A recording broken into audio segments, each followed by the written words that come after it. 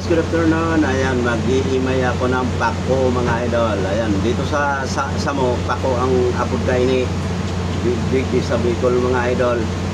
Ayan, gugulayin namin mga idol. Testingan ko to pag igisa ko lang to sa sardinas mga idol. Ayan, kung sisay mga tatao magluto kayo ni comment below mga idol.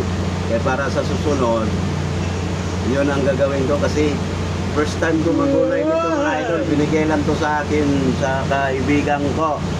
Yan, kaya nanguha sila ng pakuduman sa farm. Ayan, ayan, shout out kay Randol dyan sa Padang. Ayan, shout out Pading Randol. Ini ako, hinihimay ko na ini ako yung tinaw mo sa ko nga pako. Oh. Sabi mo, gisahin lang yun sa sardinas ha.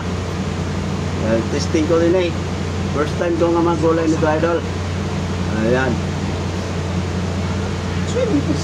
Ayan mga idol, hanggang dito na lang. Update na lang kita kung pagkaluto ko nito mga idol. Kaya hihimayin ko pa to. Marami mga idol oh. Oh. Ayan mga idol, minikos-mikos na natin ang bawang sibuyas mga idol. Ayan, brown na siya mga idol. Gisahin lang natin yung pako mga idol.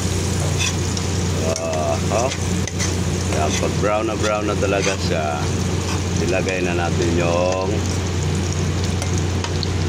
kuha natin sahog. Kailangan ayan, pamikos-mikos yan mga idol. Ayan, brown na. Ilalagay ko na yung sahog natin.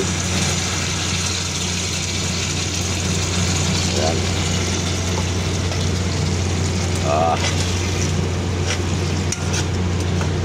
Yun.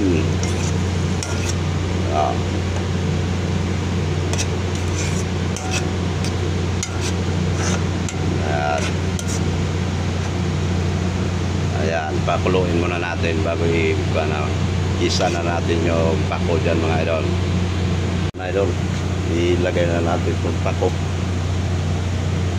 I-try natin sa gisaan sa sardinas ang pako mga idol.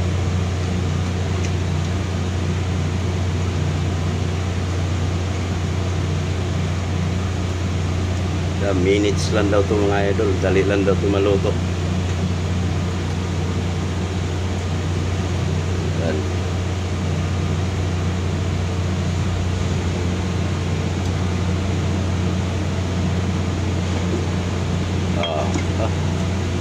Ilang minuto? Ayan, minutes lang mga idol oh. Luto na oh. Ayan, tikman natin mga idol. Yummy. Okay na, tapos na mga idol. Bye bye na mga idol.